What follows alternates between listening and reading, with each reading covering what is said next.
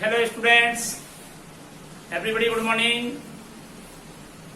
पुनः आपका हार्दिक स्वागत है हिंदी ऑनलाइन क्लासेज में। आइए, मैं भूदेव शर्मा आपको ऋतुवर्णन काव्य के बारे में पढ़ाने जा रहा हूँ। आज पढ़ेंगे भावार्थ, पद्यांश नंबर 3 और 4। तीसरा पद्यांश कह रहा है,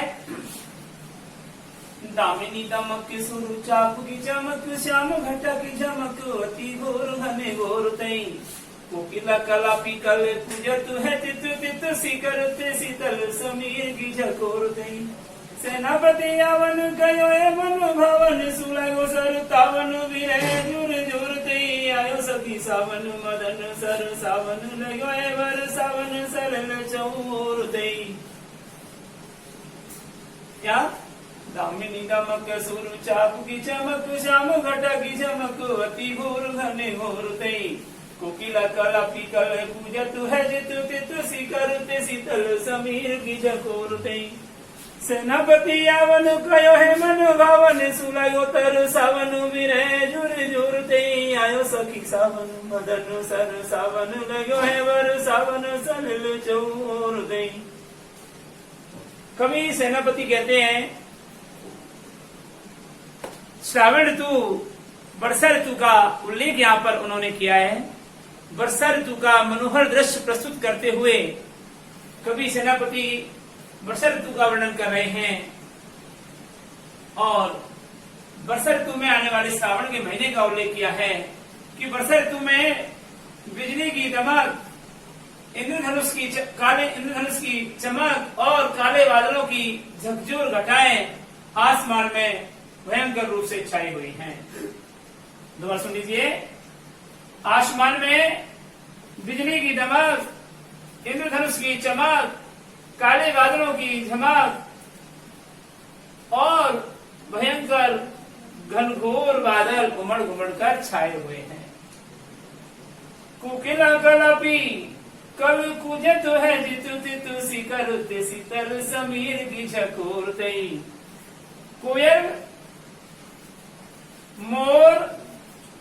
कोयल और मोरों की कल कुंजन यहाँ वहाँ हो रहा है, अर्थात कोयल और मयूर की मधुर ध्वनि यहाँ वहाँ सुनाई दे रही है और शीतल समीर के झकोरते और ठंडी ठंडी बादलों बरसात की ठंडी बूंदों की बरसात की ठंडी बूंदें हवा की झकोरों से तीर की तरह प्रहार करती हुई दिखाई दे रही हैं। सेनापति कवि कहते हैं कि प्रिय अपनी प्रियतमा से श्रावण के महीने में आने की कह कर गया है। सेनापति यावन कयो मन भावन, सुलगो तर सावन विरह जुर जुर तई, आयो सखी सावन मदन सर सावन, लगो है वर सावन सरल चौर तई। सेनापति कवि कहते हैं कि प्रिय ने वर्षा ऋतु में ही आने के लिए अपने प्रिय से कहा है। अब श्रावण का महीना बरसने लगा है और वह वेदना जोर से सताने लगी है। एक सखी अपनी सहेली से कहती है कि अरे सखी, श्रावण का महीना आ गया, कामदेव अपने तीरों की वर्षा कर रहा है, अब तो श्रावण भी बरसने लगा है, चारों ओर पानी ही पानी हो गए हैं, लेकिन मेरे प्रियतम अभी तक नहीं आए हैं। तो इसका एक बार पुनः अर्थ देखते हैं।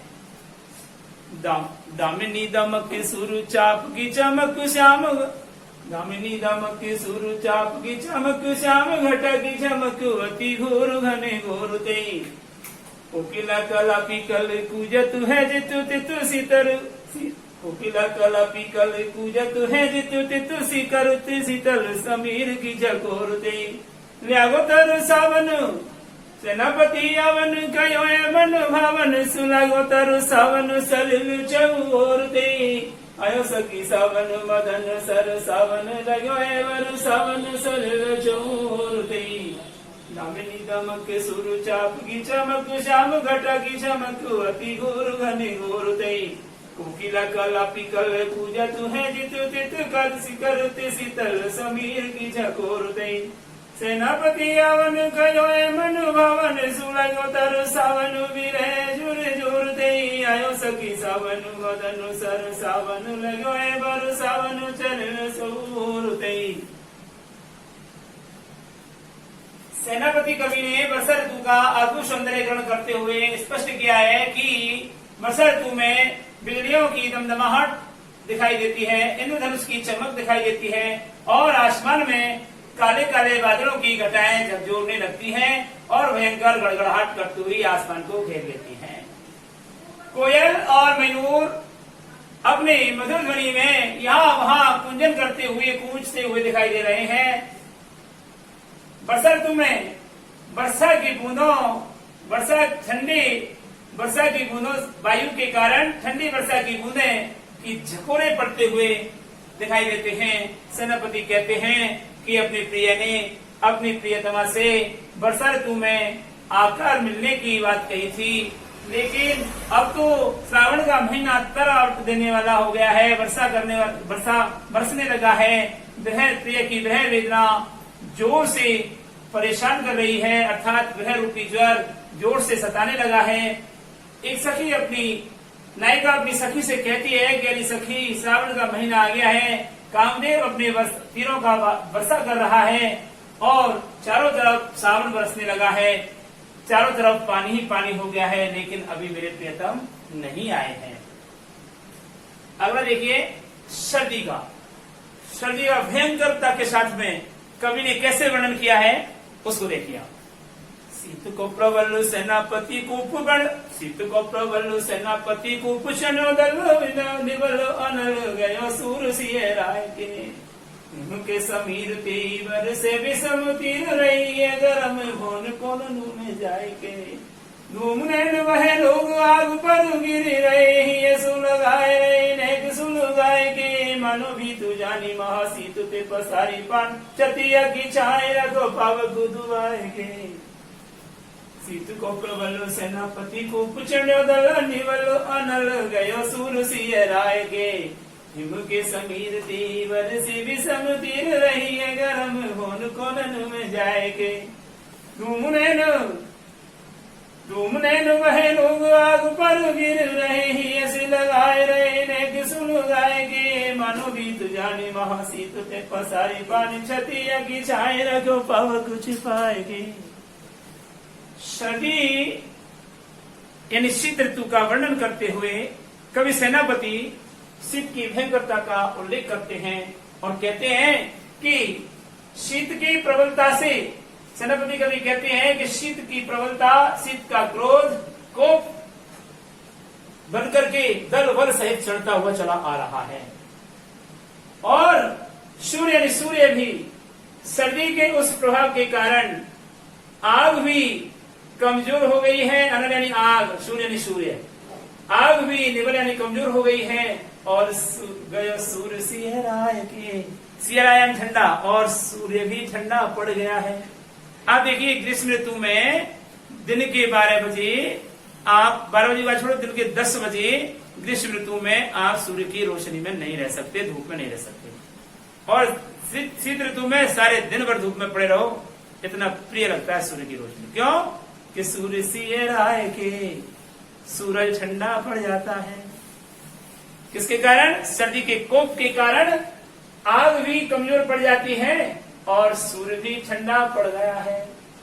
हिम के समीर तीवर से विषम तीर रही है, गरम भवन कोनन में जाएंगे। और सर्दी के प्रभाव के कारण, सर्दी के कोप के कारण क्या होता है? बर्फीली हवा के तीर जहरीली तीर की भांति विषमता से प्रहार कर रहे हैं और गर्म वायु सर्दी के भैसे कोने में भवन के कोने में जाकर छुप गई है। रही है गरम भवन कोनन में जाए के और गर्म वायु भवन के कोने में जाकर छिप गई है। गर्मी धूम नैन वही लोग आग पर गिर रहे हैं, सुलगाए रहे नेक सुलगाए की गर्मी से सर्दी से बचने के लिए लोग अलाव जला करके, अघाड़ा जला करके उस पर क्या कर रहे हैं, गर्माहट ले रहे हैं और आंखों में धुआं गिरने के कारण नेत्र से आंसू बह रहे हैं। लेकिन लोग सर्दी से बचने के लिए आग पर गिर पड़ रहे हैं, अर्थात आग के चारों तरफ बैठे हुए हैं। और कैसी स्थिति में बैठे हुए हैं कि आग के ऊपर हाथ आगे बढ़ा दिया और हाथ को गर्म करके हृदय से लगा दिया।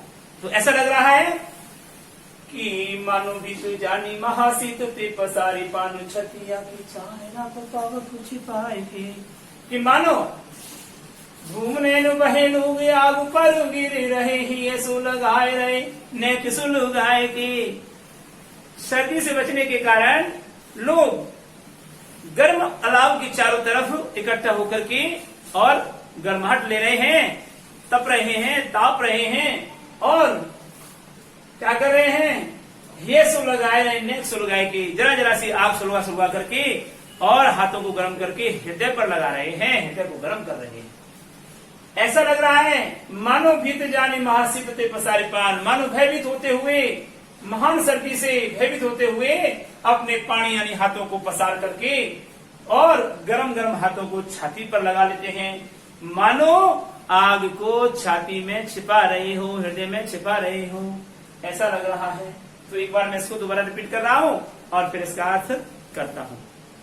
वो देखिए किताब है, इसमें है सीत को प्रबल सेनापति को कुचंडो दलो निवल अनल गयो सूर सिंह राय के, हिम के समीर तेई पर से विषम तीर रही ये गरम भोन कोनन में जाए के।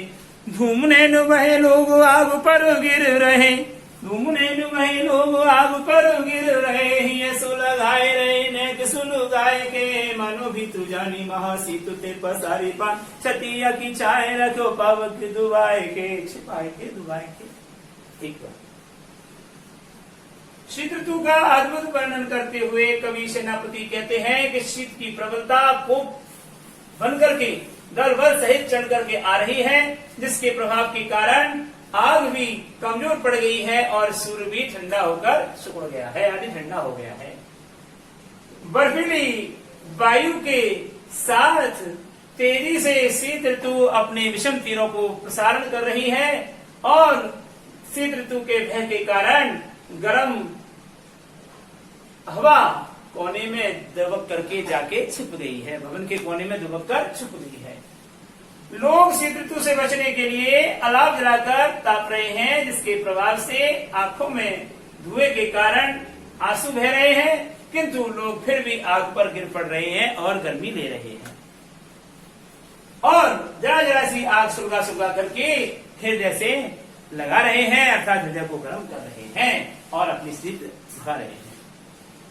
कवि कहते हैं कि ऐसा लग रहा है मानो भयभीत होता हुआ, शीत ऋतु से भयभीत होते हुए लोग अपने हाथों को पसार पसार कर आग ताप रहे हैं और उस गर्मी को अपने हृदय पर रख रहे हैं, मानो आप छाती में आग को छुपा रहे हैं, अर्थात वे हृदय को गर्म कर रहे हैं, जिससे कि उनका ब्लड सर्कुलेशन बढ़ जाए।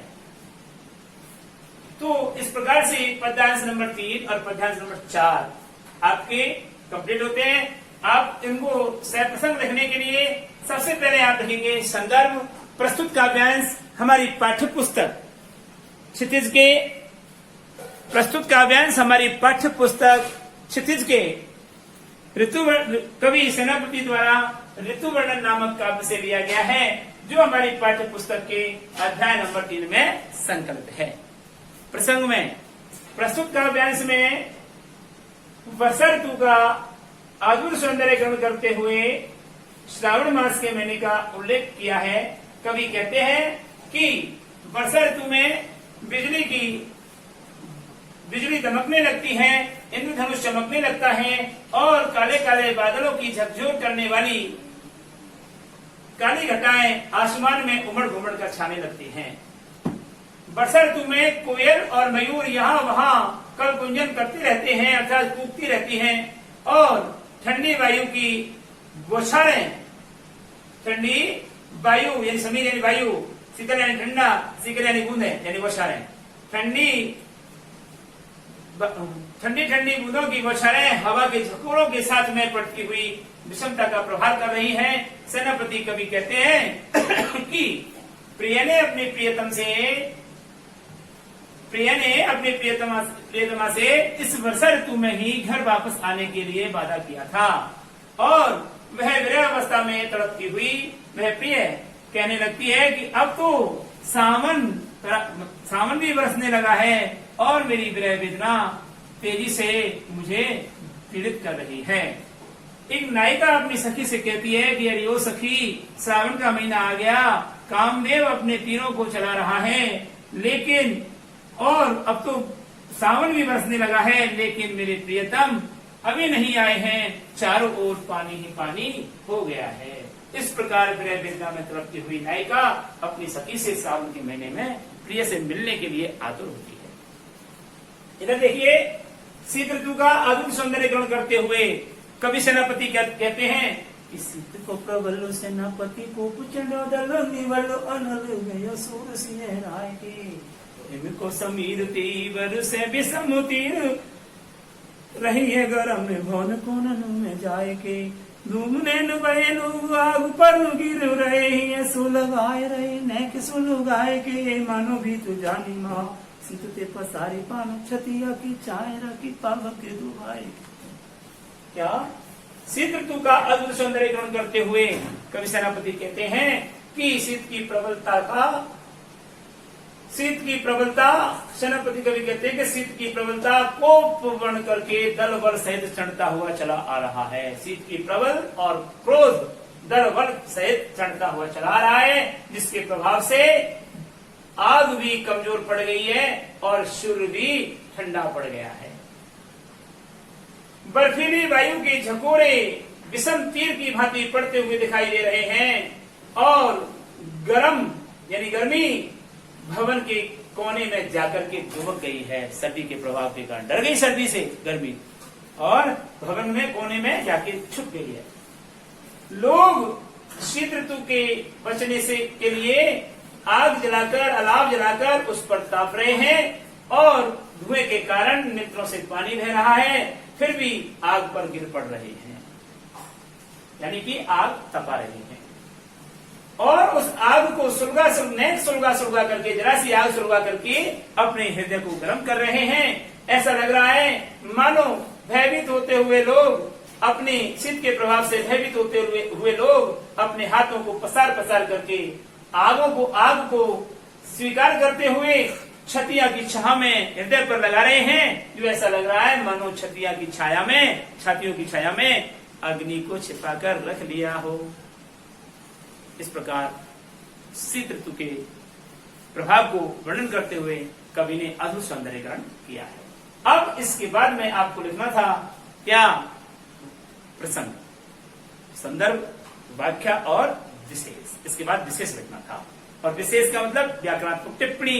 व्याकरणात्मक टिप्पणी में क्या करना था? व्याकरणात्मक टिप्पणी में आपको करना था इसके शिल्प सौंदर्य के 3 से 5 मिनट उनका उल्लेख करना था। ठीक है ना? तो ये इस प्रकार से आपको गाथा कंप्लीट होगी। अब हम अगले दौर में चलते हैं प्रश्नोत्तरों की तरफ। तो देखिए सुरचाप का क्वेश्चन नंबर लिखेंगे। सुरचाप का क्या अर्थ है?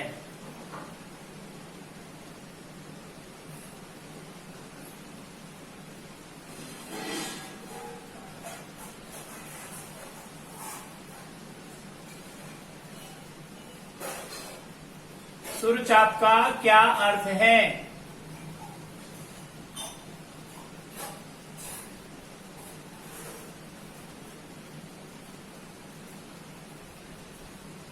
क्वेश्चन मार्क आंसर लिखेंगे। सुरचाप के अर्थ में आंसर लिखेंगे। सुरचाप का अर्थ इंद्रधनुष है।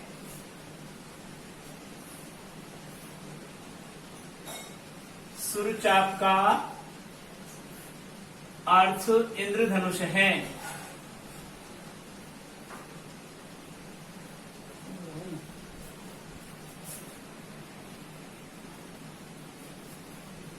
सुरचाप का अर्थ इंद्रधनुष है।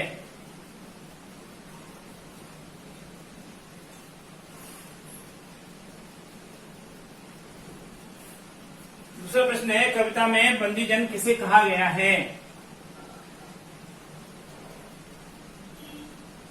कविता में बंदीजन किसे कहा गया है?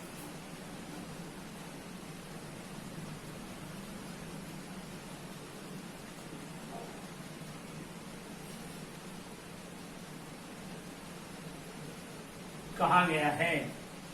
आंसर लिखेंगे इसका, कविता में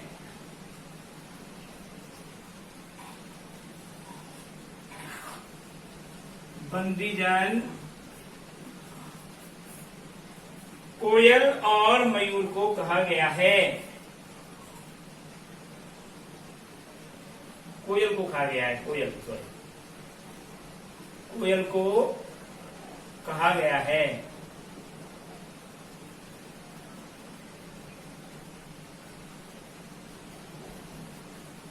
अगला प्रश्न है, प्रिय में किस ऋतु में प्रेयसी को वापस आने को कहा था? प्रिय ने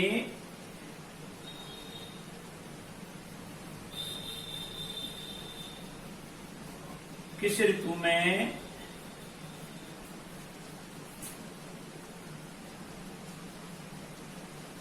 प्रेयसी को वापस आने के लिए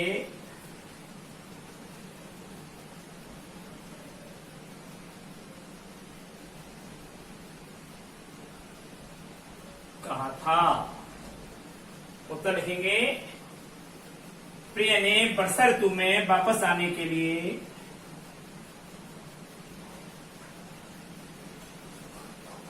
प्रिय ने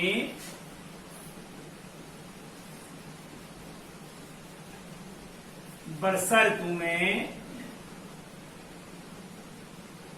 वापस आने के लिए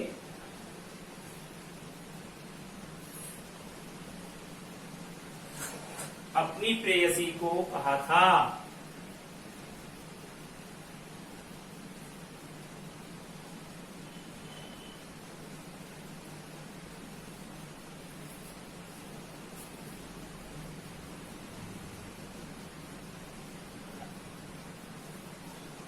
क्वेश्चन नंबर नेक्स्ट बोलता है कि ऋतु वर्णन कविता में ऋतुराज किसे कहा गया है?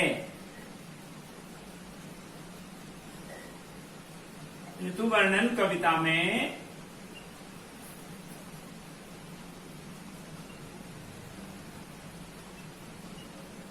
ऋतुराज किसे कहा गया है?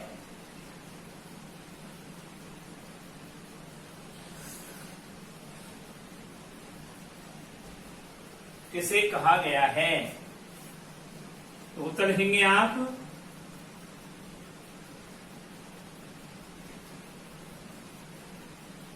ऋतु वर्णन कविता में कवि ने वसंत ऋतु को ऋतुराज कहा गया है। वसंत ऋतु को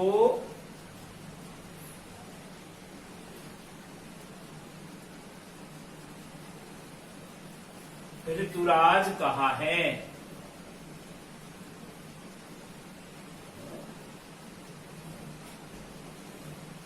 राइट।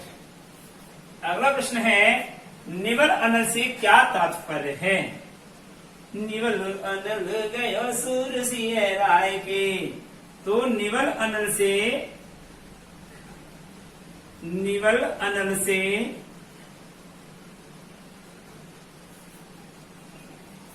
क्या तात्पर्य है? दिखाई दे रहा है ना? ये बताओ, जो दिखाई दे रहा है ना, क्या तात्पर्य है? उत्तर देखिए,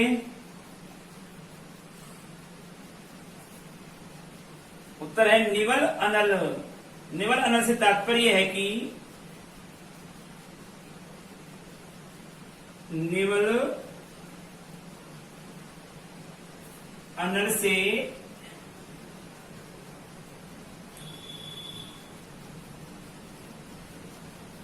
तात्पर्य है कि बहुत अधिक ठंड के कारण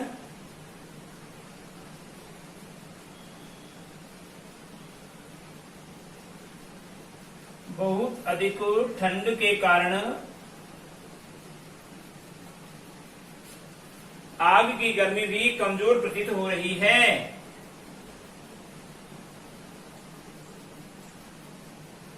आग की गर्मी भी कमजोर प्रतीत हो रही है।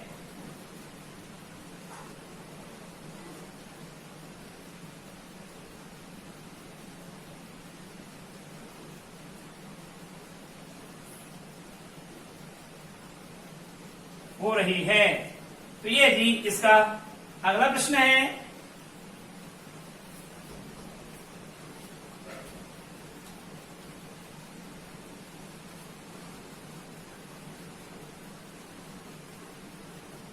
चतुरंग दल से सेनापति का क्या आशय है?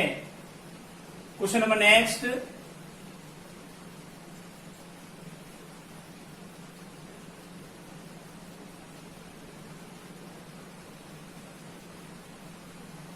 चतुरंग दल से कवि सेनापति का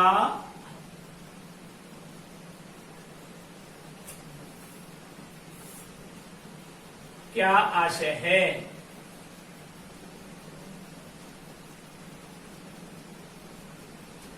क्या आशय है? तो देखिए, चतुरंग दल का अर्थ होता है 4 अंगों वाली सेना।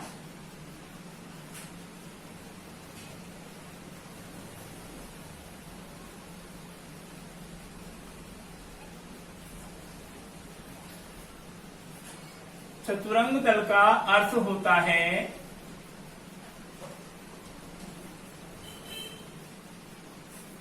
4 अंगों से युक्त सेना।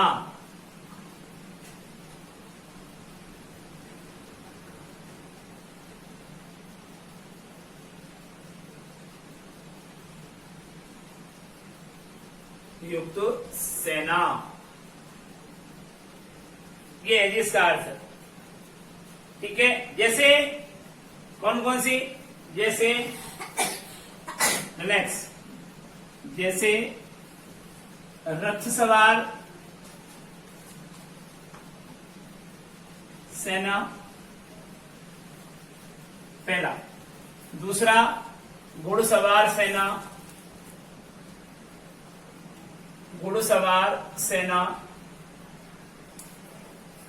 तीसरा हाथी सवार सेना,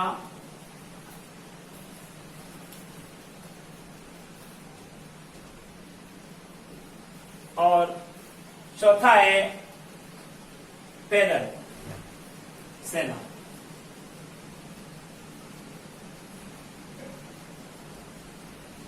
इनको ऐसा भी कह सकते हैं हम, रथ सवार दल, घुड़सवार दल, हाथी सवार दल और पैदल सेना। ये 4 अंग हो गए। चतुरंग दल का मतलब 4 अंग हो गए हैं। ठीक है, अब पैराग्राफ चेंज करके लिखेंगे कि कवि ने वसंत ऋतु में, कवि ने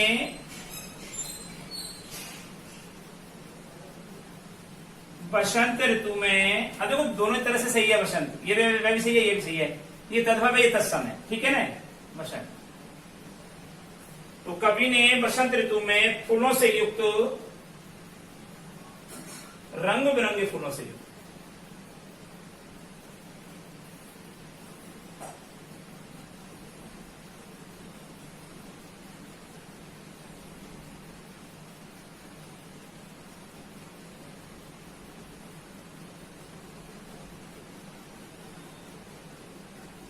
कवि ने बसंत ऋतु में रंग बिरंगे फूलों से युक्त वनों और उपवनों में स्थित वृक्षों को, वनों और उपवनों में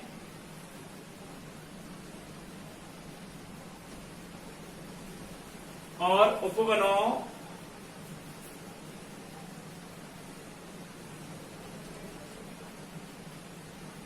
वनों और उपवनों में स्थित वृक्षों को ऋतुराज वसंत की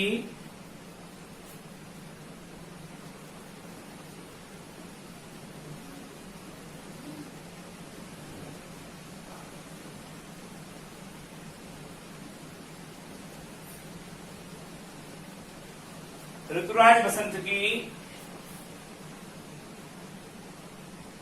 क्या बताइए? चतुरंगिणी सेना बताया है, चतुरंगिणी सेना बताया है।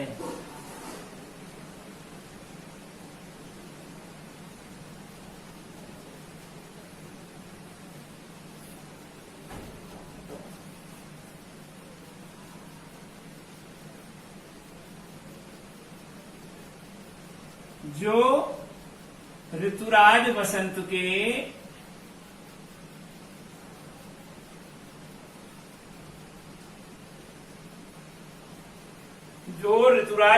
के आगमन की सूचना दे रहे हैं।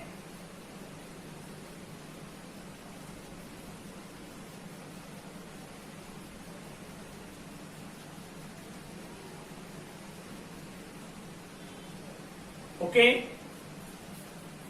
अगला देखिए आप।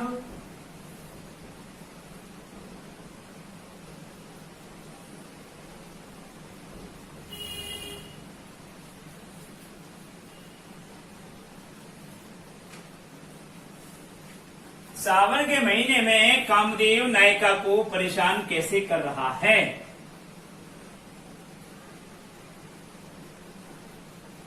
सावन के महीने में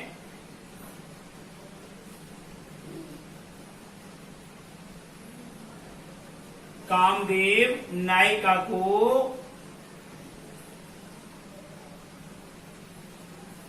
परेशान कैसे कर रहा है?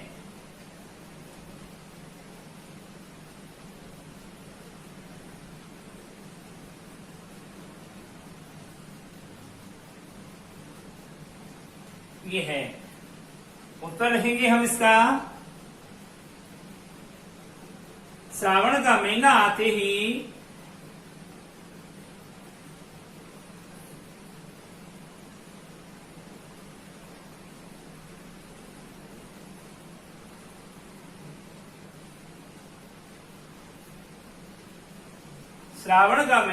ही आकाश में काली घटाएं घिर जाई हैं।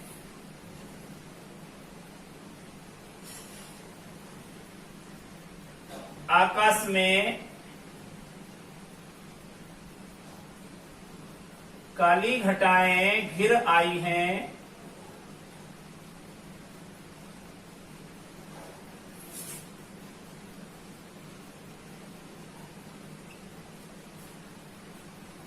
बार बार बिजली चमक रही है।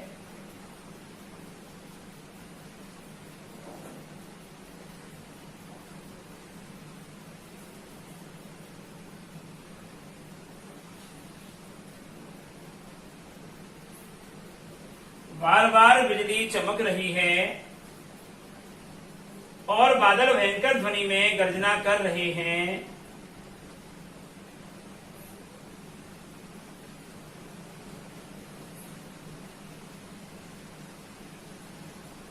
भयंकर ध्वनि में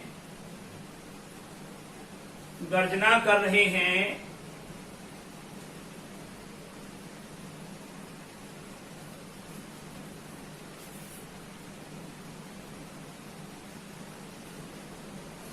भयंकर ध्वनि में गर्जना कर रहे हैं।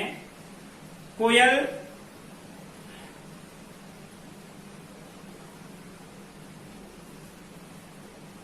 मोर आदि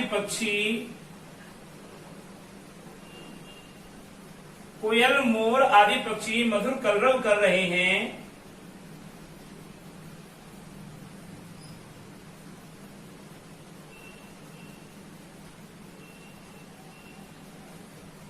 मधुर कलरव कर रहे हैं। नन्ही बूंदों से शीतल पवन चल रही है।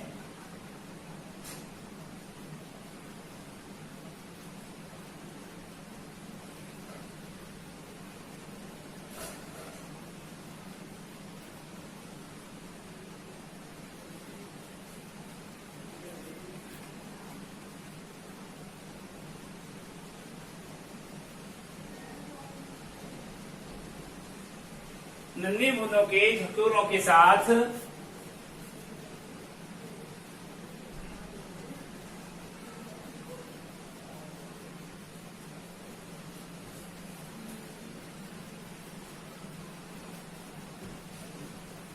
जो शीतल पवन चल रही है,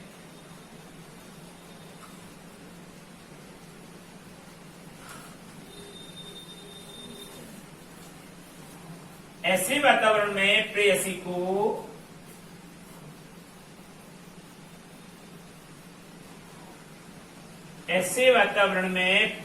को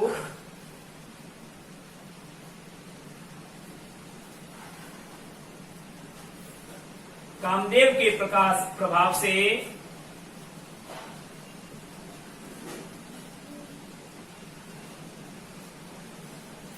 ग्रह रूपी बुखार चढ़ाया है।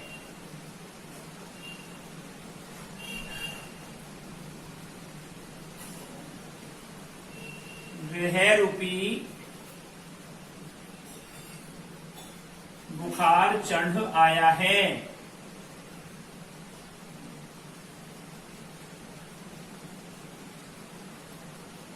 वह प्रिय से मिलने को तरस रही है।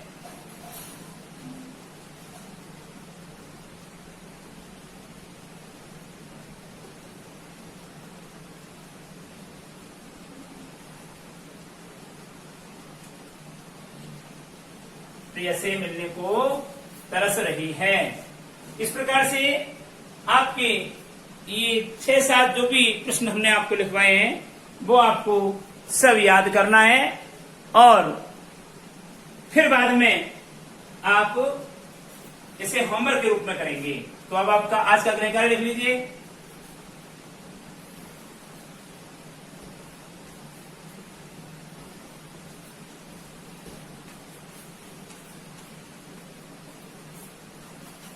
क्वेश्चन नंबर 1,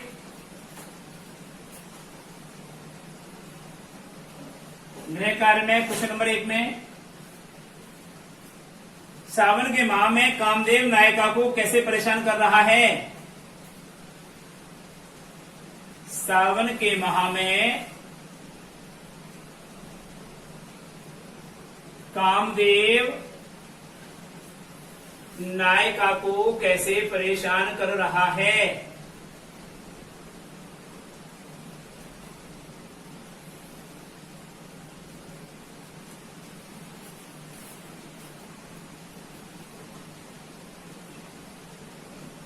और क्वेश्चन नंबर 2, इसमें लिखिए आप, चतुरंग दल से सेनापति का क्या आशय है। चतुरंग दल से सेनापति का क्या आशय है।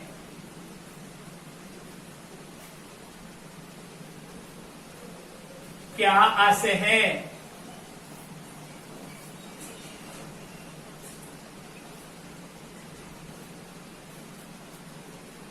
तो ये है आपका आज का होमवर्क। अगले वीडियो में हम आपसे पुनः मिलेंगे। तब तक के लिए इजाजत चाहते हैं। नमस्कार।